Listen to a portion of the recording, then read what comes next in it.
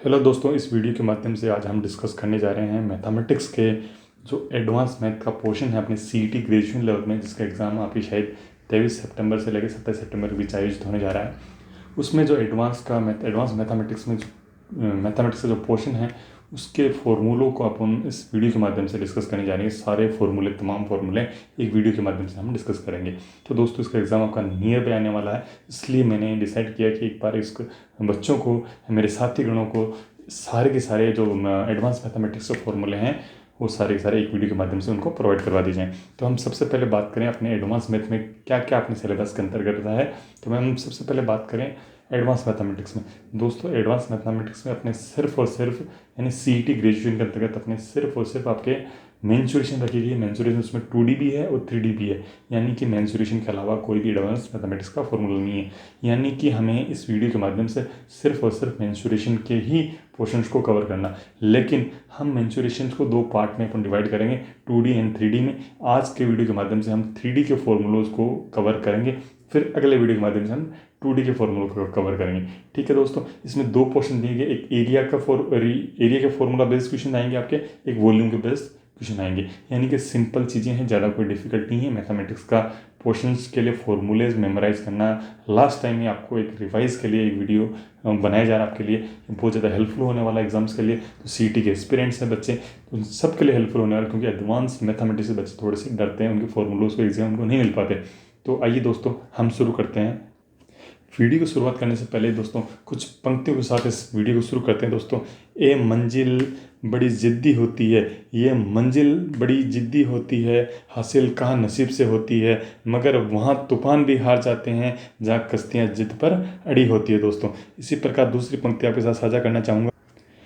मुझ पर तरस मत दिखाए ज़िंदगी, मुझ पर तरस मत दिखाए ज़िंदगी, मैं कोई बेचारा नहीं हूँ, मैं कोई बेचारा नहीं हूँ, तेरे सामने खड़ा होकर लड़ूंगा तुझसे, तेरे सामने खड़ा होकर लड़ूंगा तुझसे, क्योंकि मैं अभी तक हारा नहीं हूँ, क्योंकि मैं अभी तक हारा नहीं हूँ।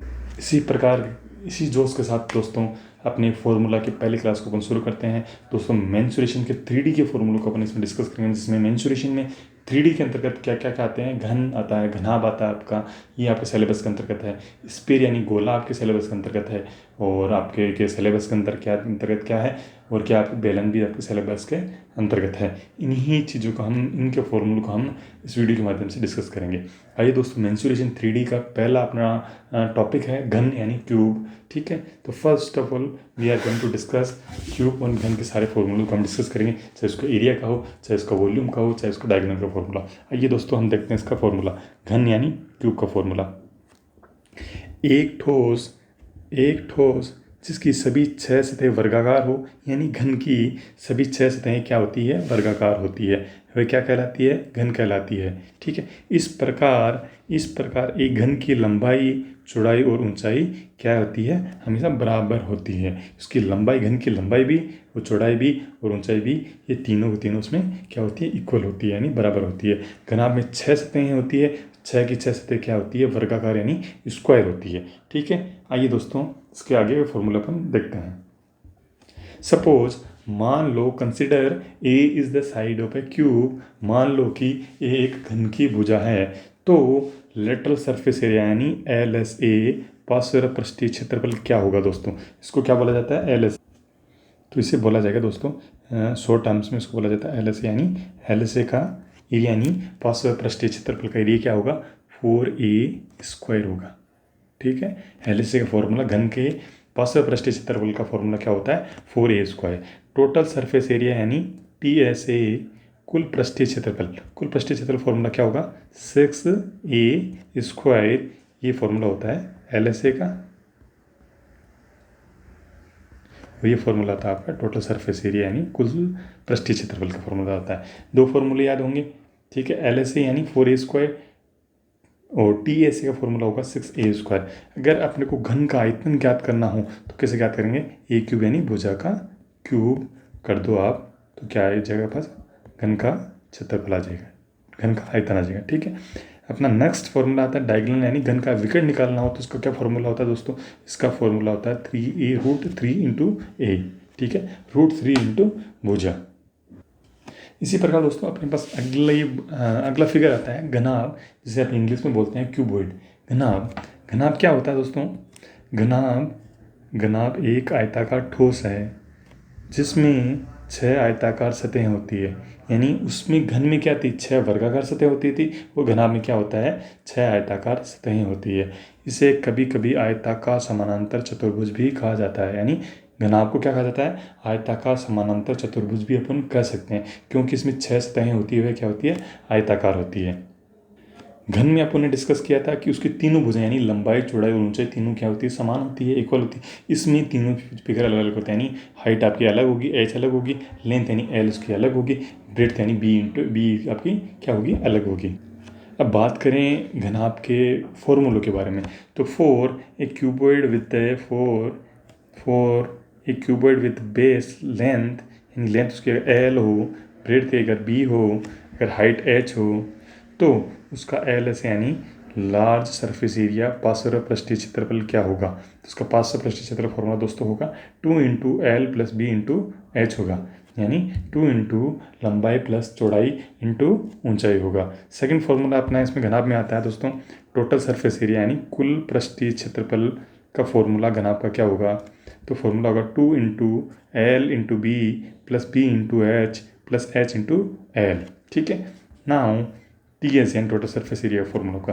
Now third formula is volume of the cuboid, यानी घनाभ का आयतन अपने को निकालना हो तो उसका फॉर्मूला होता है L into B into H, यानी लंबाई इंटू चौड़ाई इंटू ऊंचाई, यानी घनाभ का आयतन का फॉर्मूला होता है। ठीक है, now fourth formula is diagonal of cuboid, यानी घनाभ का विकर्ण अपने को निकालना हो तो उसका फॉर्मूला होता है दोस्तों L square plus B square plus H square का अंडर रूट।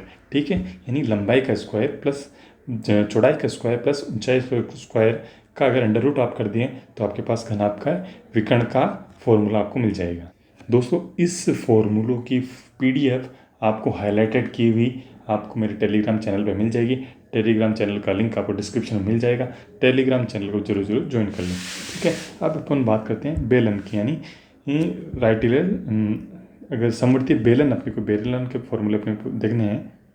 ठीक है, तो बेलन क्या होता है दोस्तों?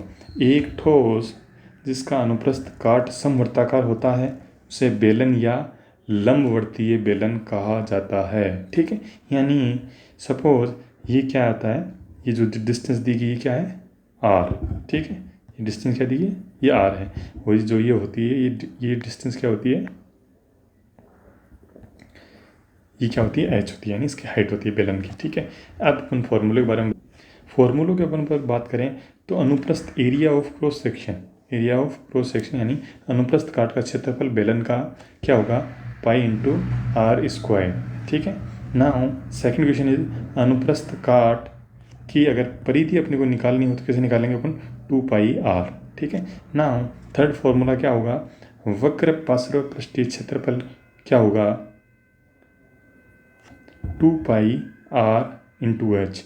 वक्र पार्श्व पृष्ठीय क्षेत्रफल अगर अपने निकालना हो तो उसका फॉर्मूला होता है 2 pi into R into H. ठीक है, अगर आपको संपूर्ण पृष्ठीय क्षेत्रफल अपने को निकालना हो, संपूर्ण पृष्ठीय क्षेत्रफल यानी टोटल सरफेस एरिया निकालना हो तो क्या फॉर्मूला होगा?